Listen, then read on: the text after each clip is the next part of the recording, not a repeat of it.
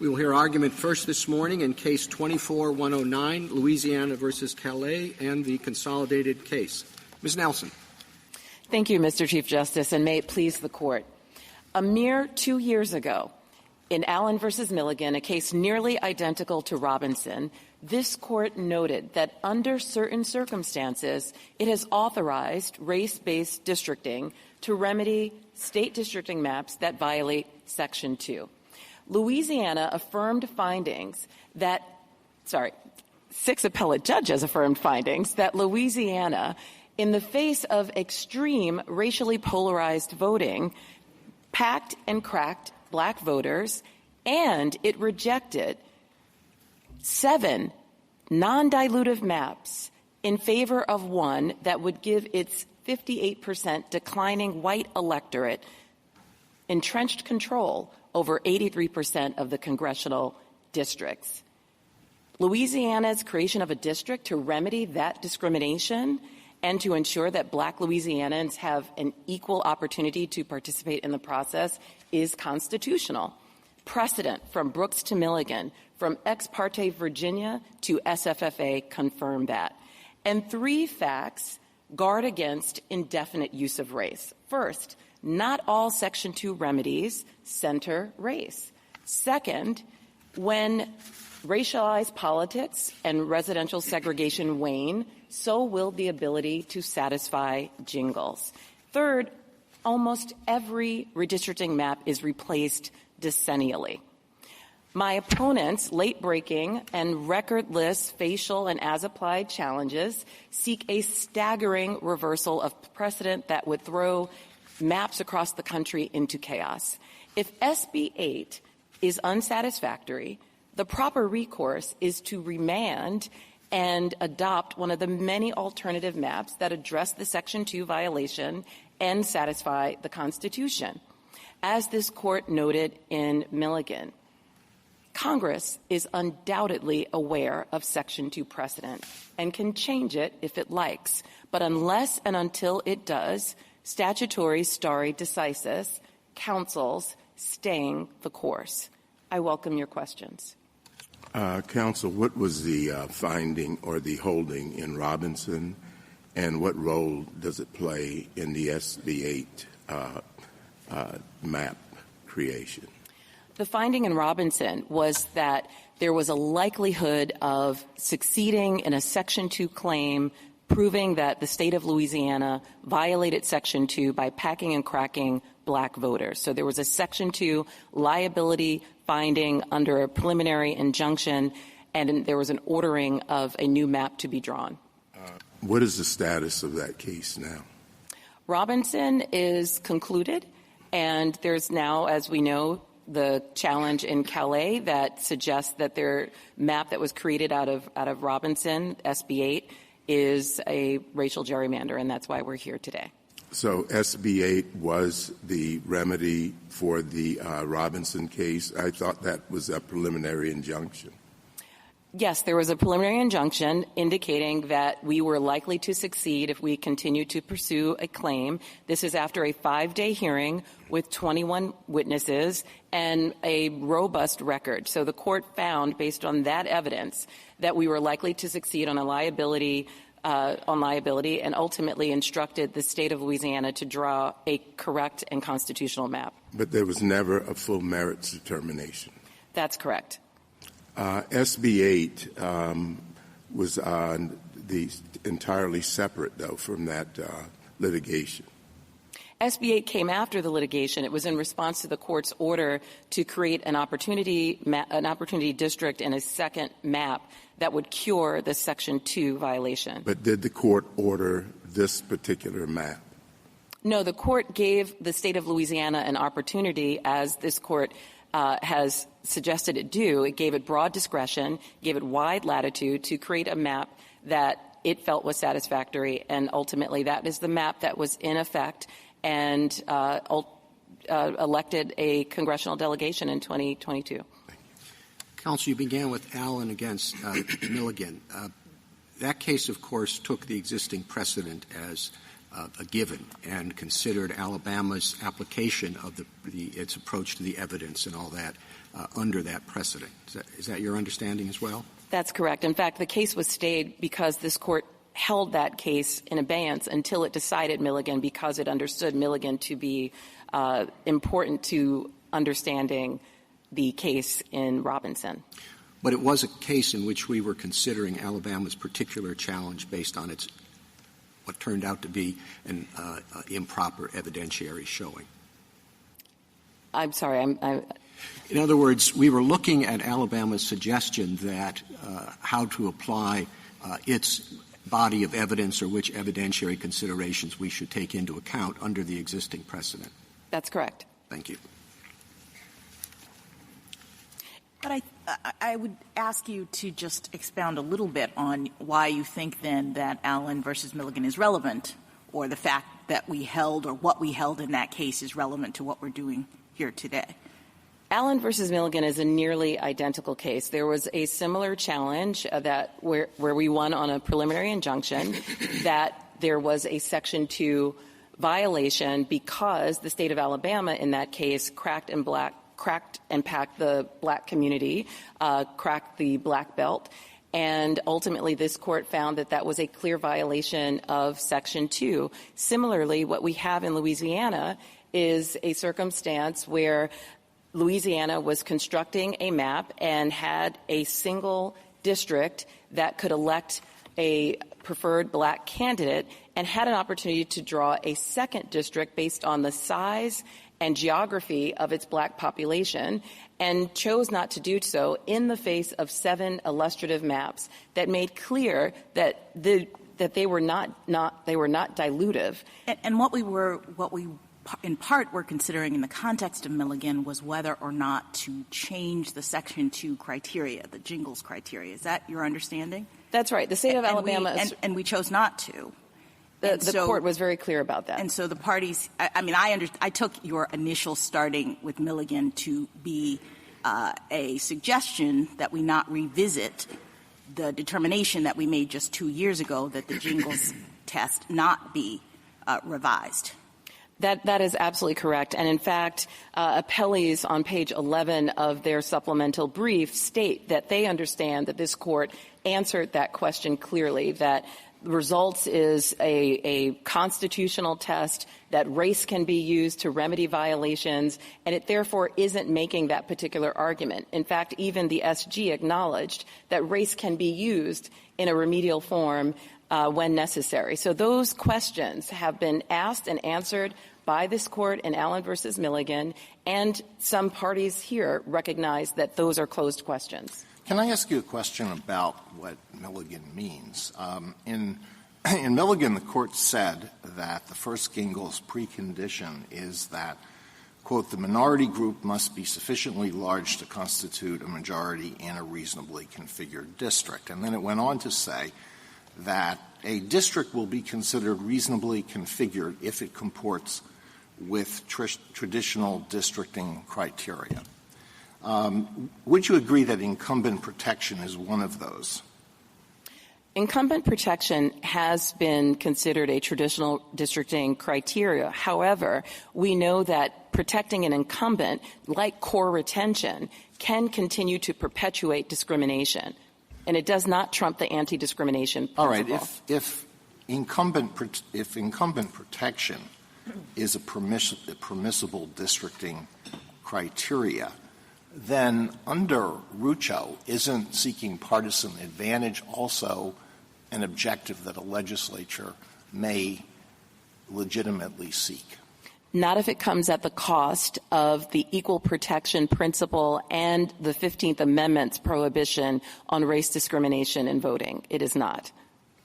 Well, if the objective is simply to maximize the number of representatives of a particular party, that's seeking a partisan advantage. It is not seeking a racial advantage. Isn't that right? Well, if race is used as a means to seek the partisan advantage, then that is unconstitutional. Oh, sure. There's no if race is used as a proxy for partisan affiliation. Let me ask you a related question about block voting, which is the second figures in the second and third Gingell's precondition. If registered Democrats overwhelmingly vote for Democratic candidates, regardless of the candidate's race, is that block voting? If you're looking at it simply from a party perspective, no, we don't judge block voting based on party. We judge it based on race. Racially polarized voting is measuring racial performance and voting behavior. And likewise, if registered Republicans overwhelmingly vote for Republican candidates, that's not block voting. That's not how we measure voting. We measure voting based on race for purposes of Section 2 because the Constitution forbids race discrimination in voting, not party discrimination. All right. So if it happens to be that people of one race or another race overwhelmingly prefer one of the political parties, does that transform the situation into racial voting, or is it still just partisan voting? No, you look at how different races of voters vote and whether they vote in a way that is polarized. And the Gingell's test requires us to look not only at that, but a number of other features as part of the totality of the circumstances test that suggest that race is playing a role to contaminate the electoral process and submerge minority votes in a way that violates the Constitution. So party cannot explain away a racially polarized circumstance unless we look at the totality of the circumstances. And I will say, in Robinson, for example, the court entertained testimony along those lines, as it did in Milligan, and found that it wasn't credible, that the extreme racially polarized voting that we have in the state of Louisiana cannot be explained away by party. We're talking about racially polarized voting that is above 84%, which is more than what this court found in Thornburg versus Gingell's in 1986, when the numbers were 70%. That could be easily analyzed by statistics to see whether whether white Democrats vote for black Democratic candidates at a lower rate than they do for white Democratic candidates, whether white Republicans vote for black Republican candidates at a lower rate than they do for white candidates. It's easy to isolate race from that to see whether there really is racially polarized voting as opposed to partisan polarized voting. That's right. And in the state of Louisiana, that analysis was conducted in the Nairn case, and it was clear that regardless of party, white Democrats were not voting for black candidates, whether they were Democrats or not.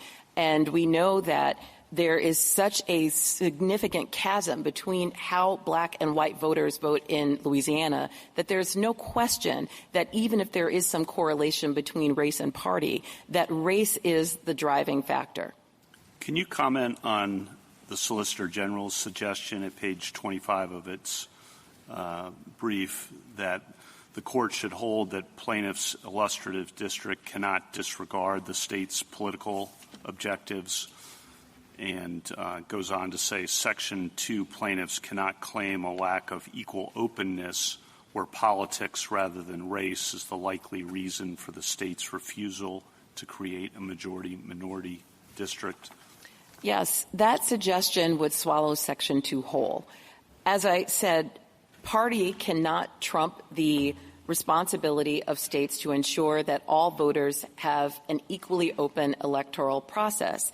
The fact that black voters may correlate with voting Democrat or white voters may correlate with voting Republican does not deny the fact that there is racially polarized voting, and the totality of the circumstances, including the inability to elect black candidates in Louisiana on a statewide basis for a number of offices. There's never been a black person in Louisiana elected statewide, is additional indicia that race is playing an outsized role in the electoral process in Louisiana. And so the idea that you have to show that a party is the reason for the racially polarized voting would eclipse the entire Section 2 analysis, which is focused on ferreting out and ending race discrimination in the political process. You said several times that it's playing an outsized outsized role. Is there – what's the proper size? In other words, is that wiggle room we're talking about, or a significant percentage? What is meant by outsized? So this Court has held for a long time, beginning in Shaw and in many cases since, that there's always an awareness of race. There are always racial considerations and even race consciousness in the districting process.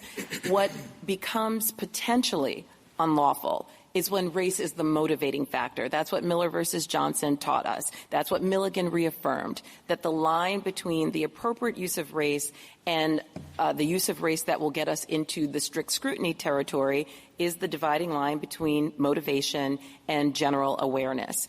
And what I'm explaining here is that when voters are blocked by a white bloc vote that is so substantial that it usually overrides the politically cohesive vote of black voters, then we have at least a prima facie case of vote dilution. And then the Court is asked to consider the totality of the circumstances. If I may address the durational limit question which came up, I'd like to talk about the fact that Section 2 is self-limiting. I know that there is a general concern about the indefinite use of race, and there are several reasons why that concern should be allayed. First and foremost, there's no precedent to suggest that a statute must dissolve on its own simply because it may require a race remedy. And as I've mentioned, race is not required by Section 2, but it can be used if that is necessary to address the Section 2 violation. In addition, the non-discrimination element of the 15th Amendment is a permanent right, and so should be the protection that Section 2 affords. And finally, this is a significant concern where Congress was very clear that it did not want to include a durational limit. Congress included a durational limit in Section 5 of the Voting Rights Act. It created a mechanism for reauthorization. It decidedly did not do that in Section 2. The issue, as you know, is that this Court's cases in a variety of contexts have said that race-based remedies are permissible for a period of time, sometimes for a long period of time, decades in some cases, but that they should not be indefinite and should have an endpoint. And what exactly do you think the endpoint should be, or how would we know for the intentional use of race to create districts? Well, Justice Kavanaugh, you raised a very important distinction, and that's between remedies and the statute. So a race-based remedy can and should and usually does have a time limit and a durational limit. Section 2 court-ordered remedies have a time limit. And so that is something that is grounded in our case law. What is not grounded in case law is the idea that an entire statute should somehow dissolve simply because race may be an element of the remedy. So, for example, this case has affirmed Title VII. It has affirmed Section 1982, the Family Medical Leave Act, and also Section 4E of the Voting Rights Act in Katzenbach versus Morgan, and never has it suggested that any of those statutes should dissolve in and of themselves as opposed to the remedy. I'm sorry to interrupt. I don't think it's the statute. It's the particular application of the statute that entails the intentional, deliberate use of race to sort people into different districts. That particular aspect, I'm guessing, I'm asking what you think the time limit on that should be, or there really shouldn't be a time limit. I think you might be saying there shouldn't be a time limit unless Congress chooses one. I am saying that. I'm saying there should not be a time limit, but I also think it's critical to emphasize that Section 2 does not require a race-based remedy in all circumstances. Is that because – Can I ask – I just wanted to follow up on Justice Kavanaugh's question. What if this is an exercise of Congress's enforcement power? If we're looking at the City of Bernie test and we're saying it has to be congruent and proportional, would that affect your answer to Justice Kavanaugh's question, that if it's going above and beyond what the 15th Amendment requires of its own force, but Congress has actually chosen the Voting Rights Act as a remedy, does that affect the question of whether it can go on indefinitely or not, that at some point it becomes not congruent and proportional? No, I don't think it does. First, Bernie should not apply to Section 2. Just assuming that it my does. question is. Sure. Assuming that it does, as you know, in Bernie, this court held up the Voting Rights Act as the paradigmatic example of congruence and proportionality. The fact that the Voting Rights Act at times may require a race-based remedy does not change the fact that Congress, with its enlarged powers as defined by Ex parte Virginia and the line of cases forward, can address conduct that is beyond what the 15th Amendment addresses. It doesn't need to simply parrot the 15th Amendment. It can address conduct that is even considered constitutional in order to ensure that race discrimination in voting does not go undetected, uncorrected, or undeterred, in the words of the Senate report supporting the 1982 Nelson, I amendments. guess I wonder if it would be helpful, at least as I'm thinking about it, because I think this is a very important question. To understand, I think, that you're saying that Section 2 is not a remedy in and of itself. It is the mechanism by which the law determines whether a remedy is necessary. That's absolutely correct. So it's a law that is just encouraging or requiring a check-in. It's like a tool. It's like a tape measure that we're looking as to whether or not certain circumstances exist, and those circumstances that Congress is worried about is unequal access to electoral opportunity. And Section 2 tells you we have to look for those circumstances, and then the court says, yep, they exist in this situation under Section 2, and so now a remedy is required. And in our case law, we then say, okay, state, it's up to you to figure out what that remedy will be, and maybe that remedy involves race consciousness, maybe it doesn't, whatever. But Section 2 itself is just the measure by which we determine that a remedy is required. That's absolutely correct. And so that's why it doesn't need a time limit, because it's not doing any work other than just pointing us to the direction of where we might need to do something. That's right. And its usage becomes less and less as we see racially polarized voting and residential segregation decreasing. The Katz amicus brief in this case shows that in the past decade, Section 2 cases have decreased by 50%. Because the plaintiffs can't make the showing. I mean, it's a pretty significant showing to establish that unequal opportunity of electoral processes is happening in a situation. That's correct. Jingles is an exacting test. It is data obsessive. It brings in experts and many other forms of evidence to establish a racial violation. There are many cases where the plaintiffs fail in bringing the Jingles 1 precondition or Jingles 2 or Jingles 3 before they even get to the totality of the circumstances. So if we're talking about a time limit, you would say maybe it's with respect to the remedy that is used to respond to the problem that we've identified under Section 2. But the Section 2 tape measure itself doesn't need a life cycle. It's just no. Yeah. That's correct. I mean, the 15th Amendment is permanently enshrined in our Constitution, and Section 2 is there to effectuate that prohibition of race discrimination on voting and does not require a time limit. Thank you. With the time I have remaining, I'd like to mention that there are many proposals on the table that have been presented by my colleagues on the other side, and a number of them resurrect the intent standard that this court was very clear about, and Congress was extraordinarily clear about, knowing that results is key to ensuring that we do not continue to have rampant racial discrimination in voting.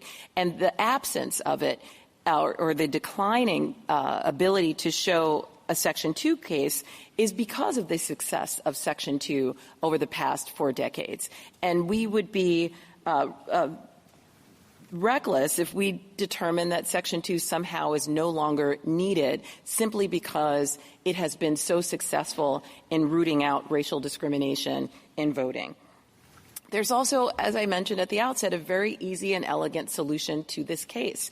If SB 8 is not satisfactory, if the court believes, as the Callais panel did, that the state violated the Constitution in constructing SB 8, it should remand and use one of the many alternatives that are available that meet Section 2 and also comply with the Constitution. The liability finding in Robinson is undisturbed, and it must be remedied. If SB 8 is the inappropriate remedy, there are many other options for this court to pursue.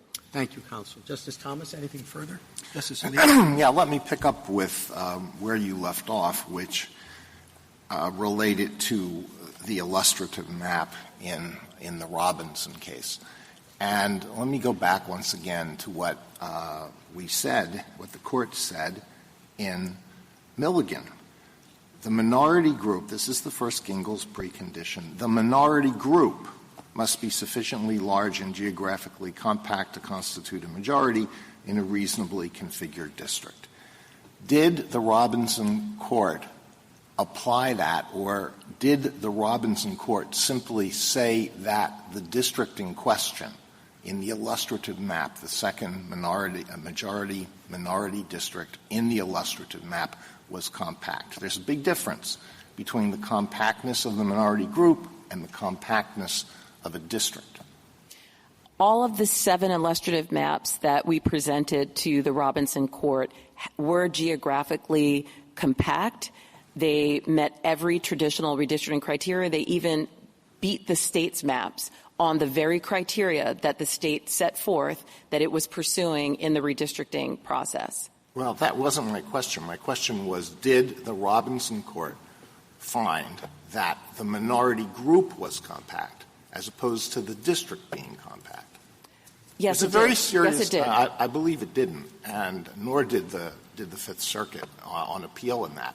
And there's a big difference, and there's a serious question about whether the black population within the district in question in the illustrative map was geographically compact. You have people from a rural area in the northwest part of the state, and you have people from an urban area many miles away, combined in a district just for the purpose of getting over the 50% BVAP. So, Justice Alito, you might be referring to SB 8 as opposed to the illustrative maps. No, I'm referring to the illustrative map, although the same may be said about SB 8. But I'm referring to the illustrative map. Well, we don't need to argue about what was done in the case, but it's my firm recollection that what the district court did and what the Fifth Circuit did on appeal was not to apply the correct standard under Milligan. Thank you. Justice Sotomayor? Counsel, I would note that the state's maps joined people in districts from the far north all the way down and across the state. That's correct. The map that it put into effect. So the district wasn't compact, and neither were the interests necessarily compact, except that they were white voters, correct, and Republican. Correct. All right. Now, you have not addressed the issues of the unconstitutionality, which is what this re-argument was about. Justice Barrett mentioned congruence and proportionality. Others have suggested that our Harvard case is appropriate. One, Louisiana has said that the use of race in any way violates the Equal Protection Clause. Would you give us a couple of lines on why those, assuming, as the Chief did, that Mulligan and all of our cases and precedents support you? Sure. The others are now saying, your adversaries are saying, even if it does, we should still declare this unconstitutional. I don't know that you've addressed that. Happy to. So SFFA is an entirely different case from the one before the court at the moment. SFFA made clear that it is still constitutional to use race to remedy specified discrimination, which is what we have in the state of Louisiana, what we showed before the Robinson court. So SFFA is, in fact, working more in our favor, we believe, than supporting our opponents. And there are many distinctions between this case and the SFFA case. For example, Section 2 is a decidedly remedial statute. SFFA involved the diversity rationale involving a admissions process with a university, not a statute that is derived from Congress's enforcement powers under the Reconstruction Amendments that deals with remedying discrimination. That is a very clear distinction. This Court has been clear in Shaw, in SFFA, in Croson, in Fullalove, that you can use race in a limited way to remedy racial discrimination. The other factor that makes SFFA reconcilable with Milligan, which is controlling here, is that we know both decisions were issued within 3 weeks of one another. It is illogical to think that this Court issued the SFFA decision and Milligan in the same term, in the same month even, and somehow those cases work at cross purposes with one another. So in our view, it is very clear that the case law before this Court supports the use of race as needed once there has been a showing of specified discrimination. And the Section 2 test gives the Court an inference of intentional discrimination to draw upon. Congress was very intentional in crafting the results test to balance the concerns of getting at all discrimination in our electoral processes, but also being mindful of a potential allegation of racism against states and other state actors. And so Section 2 requires neither a confession nor an accusation of racism. It looks strictly at results, which this Court has upheld on numerous occasions, including most recently in Milligan, but before that in Lopez, in Birney, in City of Rome, written by Justice Marshall for this Court, made very clear that results is constitutional and that the use of race is permissible in remedying discrimination. Justice Kagan? Ms. Nelson, were Section 2 to cease to operate in the way that you just described to prevent vote dilution in districting, what could happen? What would the results on the ground be? I think the results would be pretty catastrophic. If we take Louisiana as one example, every congressional member who is black was elected from a VRA opportunity district. We only have the diversity that we see across the South, for example, because of litigation that forced the creation of opportunity districts under the Voting Rights Act.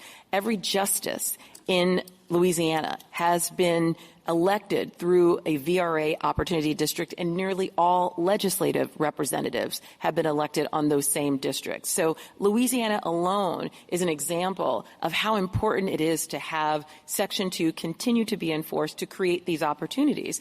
We also know that after majority-minority districts have been created, they often no longer need the same population to continue to provide an equally open electoral process for minority voters. So it is an intervention that has been crucial to diversifying leadership and providing an ability of minority voters to have an equal opportunity to participate in the process, but it also isn't a permanent remedy. It corrects itself over time, and it's only triggered when those extreme conditions exist. Thank you. Justice Gorsuch? When it gets to the remedy side, do you think a plaintiff in a Section 2 case has to come up with a map where race isn't the predominant factor in the map, or is it okay for a federal court to use a map on the remedial side that intentionally discriminates on the basis of race? You do not have to use race to create the remedy in a map. And I think that No, I'm asking whether one can. Sometimes you don't have to. Yes. I understand that. I'm asking, is it acceptable under Section 2, as you understand it, given our precedents, for a court to intentionally discriminate in a remedial map on the basis of race? Not in those words, not for a court to intentionally discriminate, but I think it depends. There may be a circumstance where the only possible remedy is the limited use of race. I will say that I think those circumstances are rare, and the permissibility of race is constrained by strict scrutiny. This court has a very clear precedent around ensuring that race does not motivate the line drawer in a way that requires a map to be drawn that isn't narrowly tailored, that uses race for race's sake. There are already constraints between Jingles and Shaw that keep the use of race within constitutional bounds. I understand that, but one argument is often, well, once you've found a Section 2 violation, you've got a compelling interest to go ahead and discriminate on the basis of race in your remedial map. And I'm just wondering, do you endorse that view or do you reject that view? I don't endorse the concept of discriminating on the basis of race if discrimination has been established under Section 2 and a state determines that it needs a very precise incision of race in order to remedy that Section 2 violation, then Section 2 and this court's precedent supports that. So a federal district court can sometimes to remedy a Section 2 violation. Well, not a federal district court. I'm sorry. I'm glad you emphasized that. If I might just finish the question. Yes. Sometimes federal district courts order maps, and you're saying sometimes acceptable for a federal district court to order a map that intentionally discriminates on the basis of race. I disagree with that formulation. So first and foremost, states and plaintiffs, as they put forth illustrative maps, cannot put forth maps that discriminate and that use race in an excessive fashion. The only actor that has broader leeway are states, because we give states breathing room. We give states wide latitude in order to balance their political interests and concerns. So federal district courts can't discriminate on the basis of race in remedies, but states can? Federal district courts can only order maps that are constitutional. And again, the constitutional boundaries are between Jingles and Shaw, which sometimes permits states race. have more breathing room. So do they have the breathing room to intentionally discriminate on the basis of race? They don't have breathing room to intentionally discriminate on the basis of race. They have breathing room to use race to remedy their own discrimination. Okay, thank you. Justice Kavanaugh? The hang-up there is the word discriminate, but your answer is that they can intentionally use race in those circumstances, correct? The federal district court.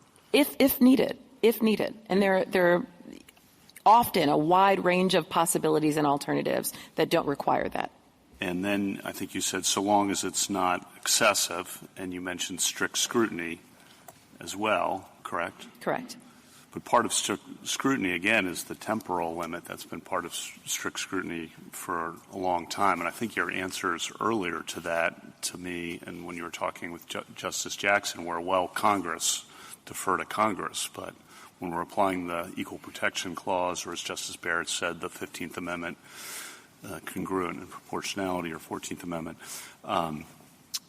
deferring to Congress is, I think, not what we're supposed to do. So if we're not just deferring to Congress, is there anything you can point us to that would not allow it to extend forever, the intentional use of race, which you acknowledge in response to Justice Gorsuch?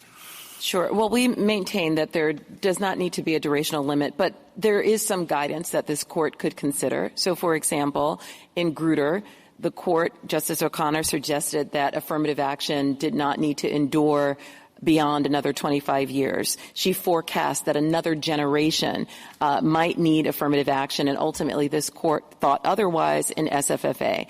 So that sort of runway, that advance notice, that expression of an ability for Congress to intervene if it disagrees with the court or decides it wants to remedy on its own, that is the type of guidance I think this court should consider if it feels that it must pursue a durational limit on Section 2. And again, we don't believe that's necessary. Justice Kennedy in 1994 in Johnson versus DeGrand, he said a couple of things I just want to get your reaction to. He said the sorting of persons with an intent to divide by reason of race raises the most serious constitutional questions. And he added that explicit race-based districting embarks us on a most dangerous course. It is necessary to bear in mind that redistricting must comply with the overriding demands of the Equal Protection Clause. Do you take issue with what he said there? No, what I think is missing from the understanding of Section 2 is the work that it has done to advance the goal of ridding our electoral process of race. It brings racial groups together, and as I mentioned earlier, many of the VRA opportunity districts ultimately convert to non-majority minority districts. Not all VRA opportunity districts are majority minority districts. And in fact, we see greater racial harmony and less racially polarized voting as a result of Section 2 districts. So Section 2 is addressing a pre-existing problem. It is not producing it. And in fact, it reduces it more broadly across society. Thank you. Justice Barrett? So we've assumed, without deciding this is picking up on Justice Gorsuch's questions, that complying with Section 2 is a compelling interest for purposes of the 14th Amendment. Correct. And now this is kind of picking up on some of Justice Alito and Justice Thomas's questions earlier. How are we to think about that when we're thinking about the Robinson litigation? Because it was a preliminary injunction, and Louisiana, of course, argued there that no, it wasn't a violation of Section 2 to have those maps. So how do we judge the compelling interest in avoiding a violation of Section 2? If the state doesn't really think it violates Section 2 and it hasn't been finally adjudicated yet, how do we approach assuming that compliance with Section 2 is a compelling interest? How do we think about that in a context like Robinson? So states can, for good reason, draw a map that addresses Section 2 prophylactically. Here we have a finding from a district court based on a robust evidentiary record that we were likely to succeed on our Section 2 claim. This is not the first case. There are many cases that have provided the basis for an opportunity map to be drawn just on a preliminary injunction motion. And again, that finding by the lower court was affirmed by 2 federal panels of the Fifth Circuit, and this court had an opportunity to revisit the Robinson litigation and did not. But what if, district courts sometimes make errors of law, right? So what if the district court, I guess I'm trying to figure out how much weight then the district court's finding has in comprising that compelling interest in avoiding the Section 2 violation. Do you see what I mean? Like, what if the district court was just wrong, and what if the state thinks that the district court was wrong? Well, the state has already conceded that it. Okay, no. The state already conceded that it should comply with the Robinson decision. Right. It got complicated here because of all of the other litigation, but why don't you just strip out what happened and answer the question, like, at the time Robinson was decided. If Louisiana thought that the Robinson court was wrong, that the district court was wrong, but it wanted to avoid the court-imposed map, wanted the opportunity to draw its own map. Justice Kavanaugh's been asking you what role race can play without running afoul of the Equal Protection Clause.